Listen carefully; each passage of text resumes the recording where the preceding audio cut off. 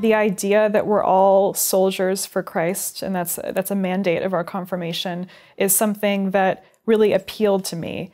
And that we are in the fight between good and evil alongside Christ. And nuns particularly are on the front lines of spiritual warfare.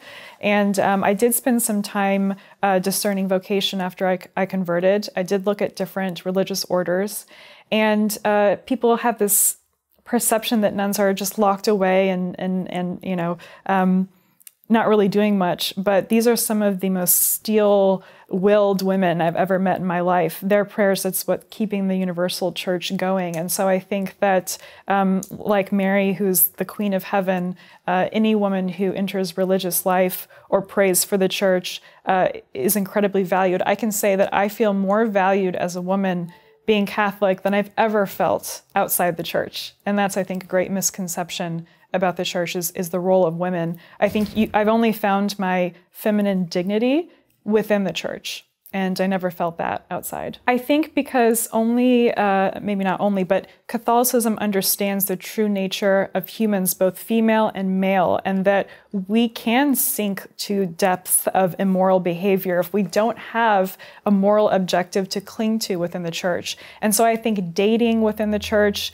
theology of the body, understanding our inherent worth as men and women, that sex is something sacred and only reserved for marriage, allows the dating process to focus on the two people as individuals and not as instruments to use one another. And so I just wish that every feminist would understand that the church holds the answer to true femininity, and that's only within understanding your role within the church, and also Mary as a guide and example of what pure womanhood is.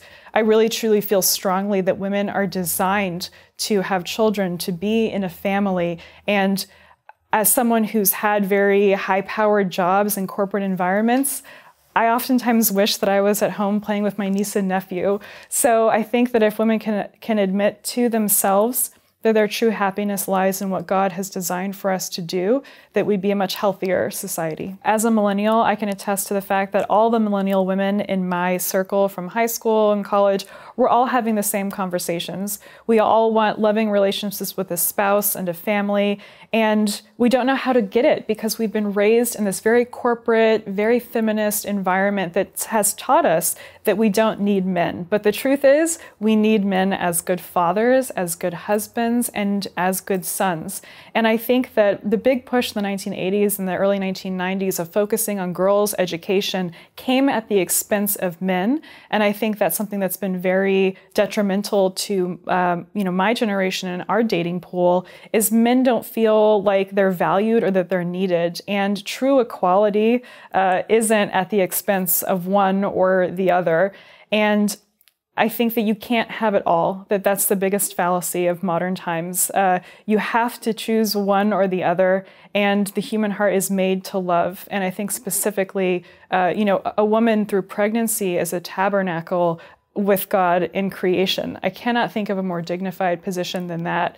And I think that if women my age were exposed to more of the truth of how we were designed, we'd be much happier. So for me, I think that's been a huge pull to the faith, is learning more about how I was designed and what I was made to do, which is to love. When people ask me if I would give up my job to be a full-time mom, I would say absolutely, and here's why. And I think that just explaining being okay with what truly makes you happy and not what someone else has told you will make you happy is an act of courage, but the reward is you get that happiness. And so it can be difficult for women to admit that that's what they want. But I think that there is no greater role than raising the next generation.